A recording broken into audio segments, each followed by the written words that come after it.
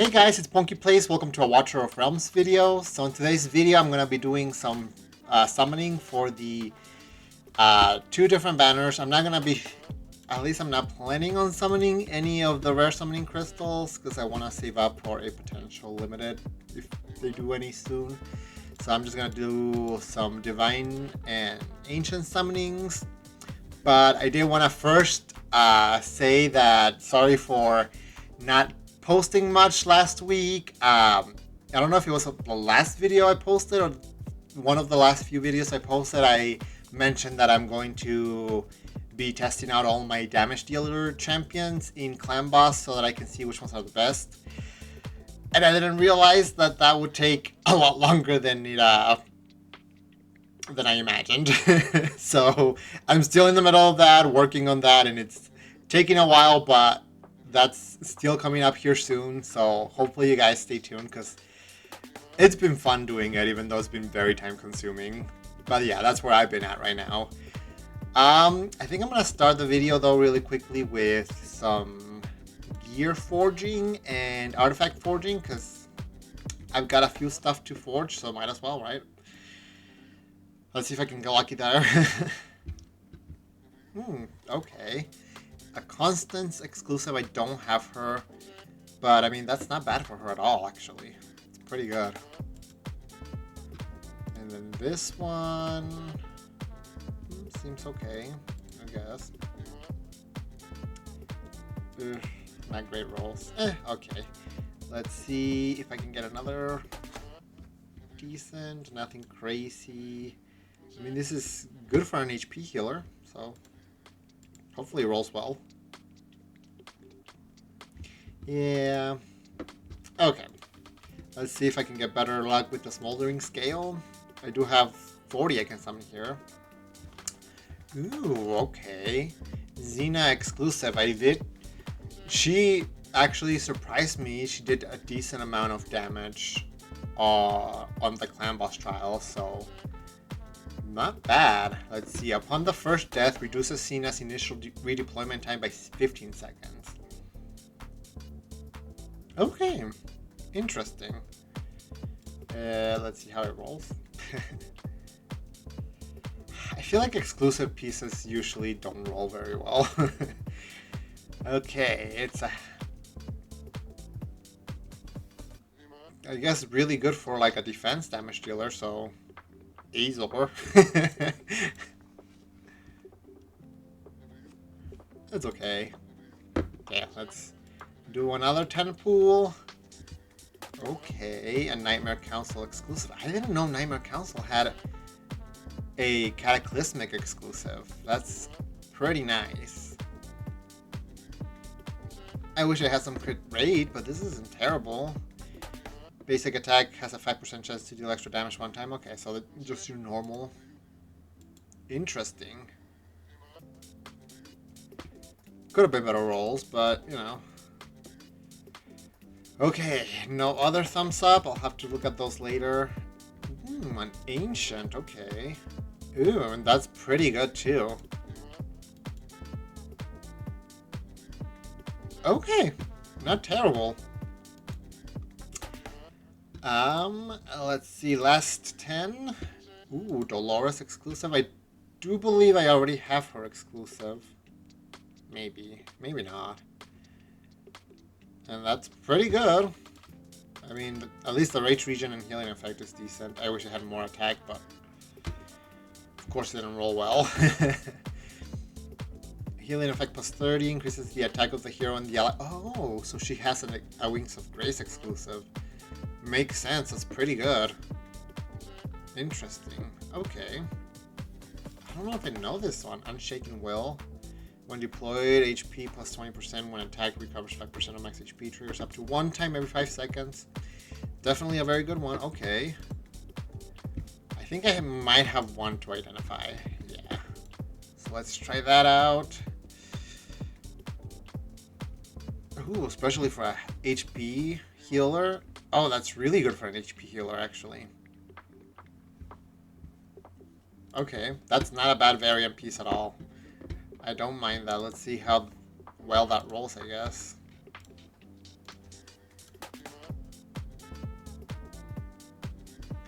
Not horrendous. 2 purples, that's definitely not bad. Oh, let's just go ahead and increase it all the way, I guess. The HP was a little bit low, but yeah. Interesting, okay. I've got just a little bit of artifacts to forge. This one I'm just gonna do individual because I don't expect anything exciting from the Mythic Forge. As you can see, a lot of epics. A lot of epics. And even legendaries aren't anything crazy. Ooh, a Tome of Horror. That one's not bad. Okay. Let's do the 10 pool here and then see what I get if I get lucky with my shark pools.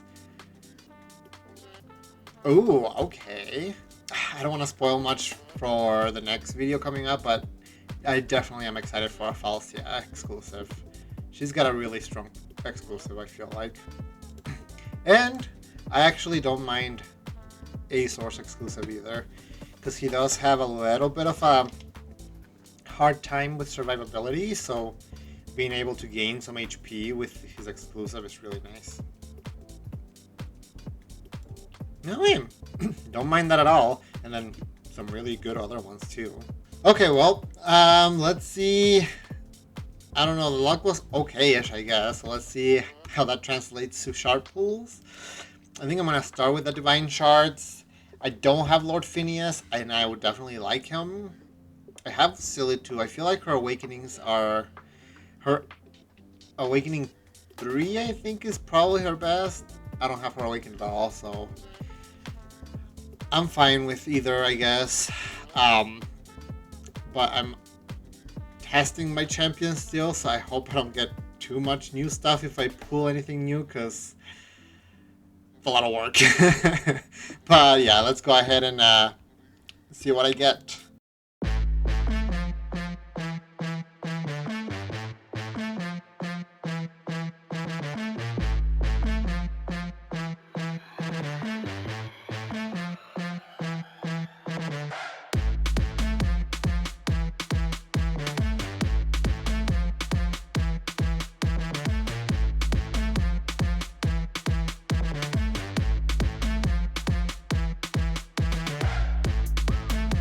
Okay, so definitely not very great luck right now. I'm gonna see if there's any more shards I can pull right now, and then I'll come back and let you guys know. Okay guys, I'm back. So I got 2 more ancient shards that I can pull, but I do want to get the exclusive artifact for Lord Phineas. And I'm pretty close for the last 5 pieces, so I'm very unlikely to pull anything exciting from the 2 ancients I got, so I definitely want to pull enough until I get this. Let's see if I get any luck. Let's just start out with the 2 ancients, I guess.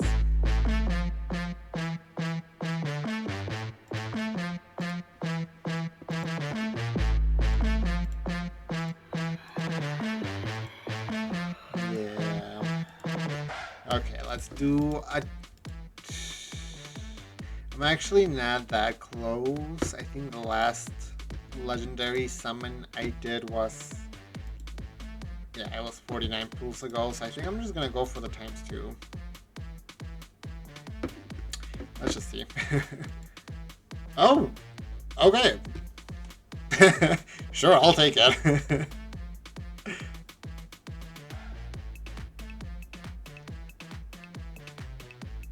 Ooh, a Lynx, okay. I do have Emmeret. I do have Emmeret, and I have a Nora, which, since I have Emmeret, her summon, what is his name? Anyway, her summon also does the Winter's Bite, so having them both with Lynx, pretty good. Okay, not bad. Interesting. Well, I almost want to say that might be enough to get the the shards for the artifact. Let's see. Let's see if I get anything from here. No, nothing exciting there. Okay, yeah, that was enough for this. So I think I'm just gonna go ahead and call it good. I mean, it'd be nice to keep summoning and getting these ancients, but that's gonna require a lot of shards. And I'm very unlikely to pull another legendary anytime soon. That was very lucky. So I guess I'll just go ahead and go through Lynx's kits. For those of you that don't know her kit very well, I myself included, I just know that she does Winter's Bite. For the most part, that's about it. So let's see. Promotion. She gets her first passive. Okay, so she's got the regular marksman range, I guess. She is just a northerner though, so she's not gonna get the extra range from Piercer Lord, which is a bit unfortunate, but it's nice to have another archer in the northerner faction. So another passive, her talent gets added during her first or fifth awakening. So that's nice, okay. So her passive, each basic attack has a 30% chance to inflict 1 stack of Winter's Bite, which is not bad. Winter's Bite reduces movement speed by 25%, stacking up to 3 times, and takes effect only when stronger than the current slow effects on the same attribute. When reaching 3 stacks, inflicts freeze on the target for 2 seconds. Does not apply to targets already inflicted with freeze, and the Winter's Bite lasts 3 seconds. I don't know if that's different than Numeret's and Anora's timing for Winter Bites, but still they stack. The trigger chance increases by an extra 30% against airborne units. So especially good against airborne units, that's nice. Her A1, it deals 120% when fully skilled out, damage to one enemy 1 time, prioritizing airborne units. Her ultimate deals 600 damage to up to 8 enemies in range. Increases the damage multiplier by 200 against enemies inflicted with Winter's Bite or Freeze. Meanwhile, creates a frozen domain with a radius of 2 tiles ahead.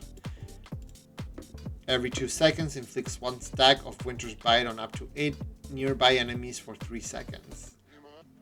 Okay. And the frozen domain lasts for 8 seconds. And the skill costs 700, which is not too much, actually. Her first passive, basic attack, has a 30% chance to trigger 2 Ice Borer. Deals 100%. The damage goes up by 50%, so 150% damage to 1 random enemy within 2 tiles. Damage multiplier against airborne units increases by 50%, so 200% damage against airborne units. When hitting enemies inflicted with Winter's Bite. So a 30% chance to do that when hitting somebody with Winter's Bite. The trigger chance increases with Winter's Bite stacks. If the target is also inflicted with freeze, the chance increases to 100%. That's pretty nice. Okay.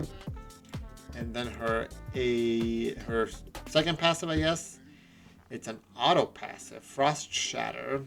Every 12 seconds, which goes down to 10 seconds, the next basic attack will instead deal 200 damage to 3 enemies in range and inflict 1 stack of Winter's Bite. So every 10 seconds, she's guaranteed to land Winter's Bite on somebody. Interesting, okay. And then she's dealing more damage to enemies under Winter's Bite. Nice. Okay, and then her awakenings. Awakening 1, Ice Borer has a 60% chance to inflict 1 stack of Winter's Bite on enemies. They could have just 1 stack of Winter's Bite, so then the Ice Borer would not only have a higher chance, it seems, the more Winter's Bite stacks they have, but also have a chance of placing the Winter's Bite on them as well. Okay, I can see that being nice. Okay, so that's all it does. 60% chance though is pretty nice.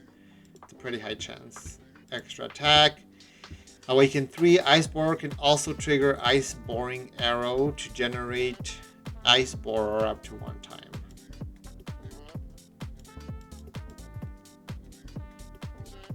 Is that basic attack has a 30% chance to trigger 2 Ice Borers. So then the Ice Borer itself can trigger another Ice Borer? Interesting. It's a lot of Ice Borers going on. And then Awaken 3 after using Frozen Rain, which I think is her ultimate, yeah. Immediately triggers Frost Shatter 1 time. Which Frost Shatter, I'm assuming it's her second passive.